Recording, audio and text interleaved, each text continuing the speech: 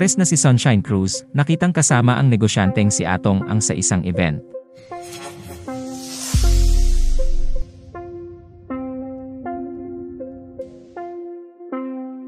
Usap-usapan sa social media ang pagkikita ng aktres na si Sunshine Cruz at ng negosyanteng si Atong Ang sa isang event.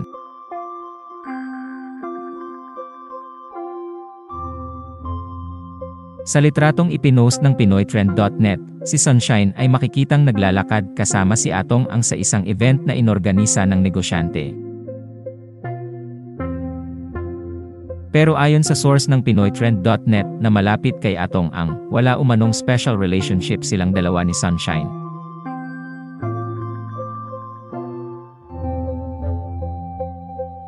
Napabalita rin na isa umano si Sunshine sa mga celebrity guests sa bagong business venture ni Atong Ang na Apple, sa pula o Apple, sa puti na iba raw sa kanyang former money tree.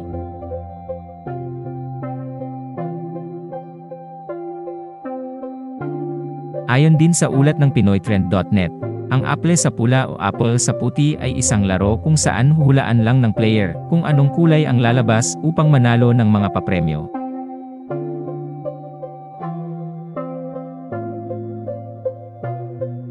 Samantala, ipinost ng Facebook user na si Kabilogers ang video kung saan makikitang kumakanta si Sunshine sa isa sa mga events na inorganisa ng negosyante.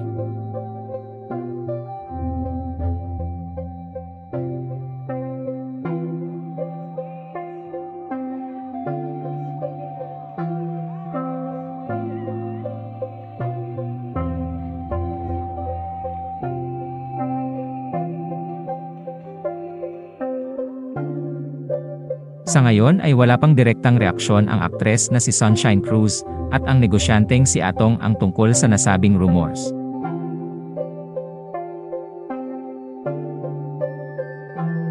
Maliban kay Sunshine, nalilink din umano si Atong Ang sa kanyang business partner na si Gretchen Barreto.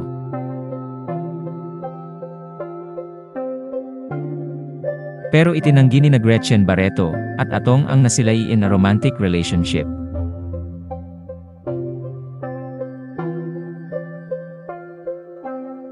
Salamat sa panonood. Huwag kalimutang mag-subscribe sa aming YouTube channel. I-like ang video na ito at i-turn on ang notification bell.